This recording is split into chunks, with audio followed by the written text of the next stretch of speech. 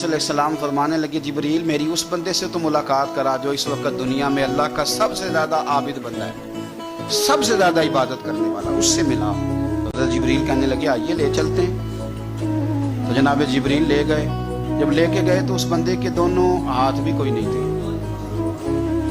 दोनों पैर भी नहीं थे, उसका वजूद सारा तकलीफ से कटा हुआ था और उसकी आंखें भी नहीं थी।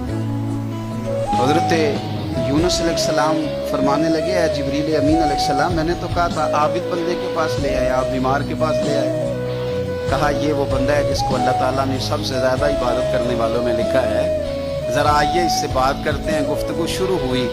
हजरत जिब्रील कहने लगे आपकी आंखों का क्या बना? तो वो कहने लगा क्या बनना था, जब तक मेरे रब ने चाहा मैं दुनिया देखूं उसने दिखाई, और जब उसने कहा कि अब तेरे लिए बेहतर नहीं तो वो आंखें ले गया तो जे सोना ही मेरे दुख विच राजी ते मैं सुख नू चुल्ले डावा वो ले गया। वो जब तक उसने चाहा मेरे हाथ काम करें तो किए, जब उसने चाहा नहीं ठीक तो वो ले गया। जब उसने चाहा मेरे पैर चले तो पैर चलते रहे, लेकिन अब रब भी चाहता है ना चले, अगर वो चाहता है नहीं चले तो ठीक है, हम भी चाहते हैं ना ही चले। खत्म हो गई बात। जिस बात पे रब राजी उसमें हम भी राजी।